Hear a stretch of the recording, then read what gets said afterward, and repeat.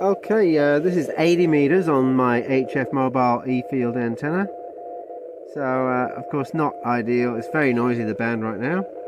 But that's 10 watts, just 80 meters on the mobile into VK5, which is, considerably in excess of 600 kilometers away. And this is the 80 meter band. As you can see, lots of static crashes and stuff. Now the trace to the right there, that's VK2 Whiskey India. That's running 35 watts. It's a elevated antenna at 10 meters above ground, I believe, and it's a full size half-wave 80 meter dipole, where I'm literally a whip on a car. Okay. So there she is, making it into VK5, and it's a shame it is so noisy. But what I'll do is I'll just jump outside to the back. It's a shame it's so dark out here. But that's the, I'll try and get it. Oh no, you can't really see. But they're back of the car there. And as you can see, it's got my meter going nicely. So, very nice indeed as I move away.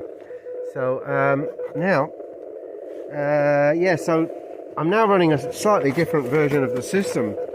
If you watch my previous video, the trick that I do with the dummy load and trying to sort of steal the actual signal from it and then sort of recreate it into a differential signal to feed to the antenna. My previous version used three complex, very different inductors, magnetic inductors, or coils. My new version that I've spent the entire day working on actually uses three dielectric inductors. So there's no magnetic inductors in it at all. They're essentially dynamic capacitors. And yep, she's doing the job.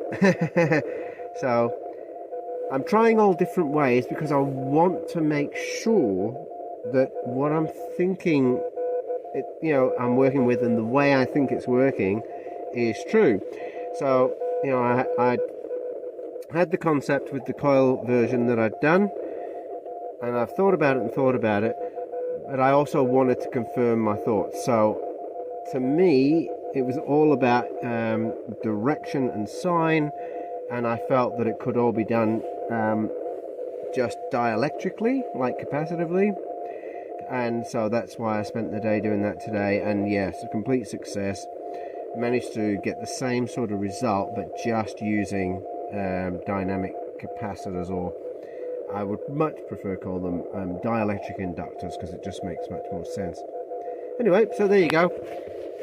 Pretty noisy on 80 meters, so as you can see as I zoom out, it's, you can see all this craziness going across the band. It's just loads of noise there. So, I'll bring her back in. Yeah, but she's doing quite nicely. 10 watts HF mobile on 80 meters. So, yeah, it's definitely, seriously, a very good antenna system. Hey, and no need to tune. How's that? 7.3, and thanks for watching. Oh, did I show the power setting? Hang on. There you go, 10 watts. Actually, before I go, let's take it down to 5. So then, even by Australian standards, then that's actually QRP. 5 watts they say is QRP. So I suppose my 10 watts there was QRO. Alright, so now she's 5 watts.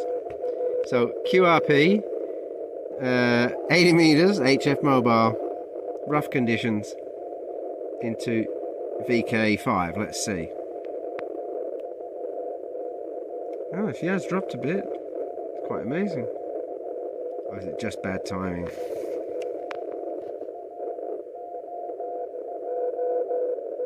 Yeah, I think a bit of bad timing there too. Should bring the other signal into view as well.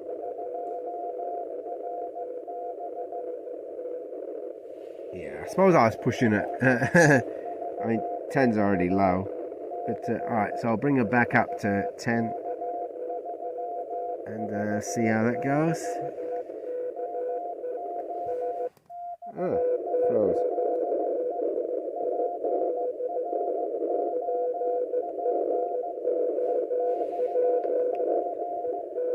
Very good. Now I'll just jump up to VK2WI and have a look at its signal. So we got S7 and HF mobile 80 meters. Can't tell whether static crashes.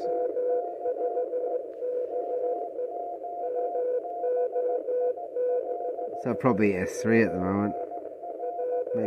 Maybe S4, yeah. But yeah, so really not bad at all for a mobile 80 meters. And remember that other beacon there, that is actually 35 watts on a full-size half-wave 80 meter dipole elevated at 10 meters.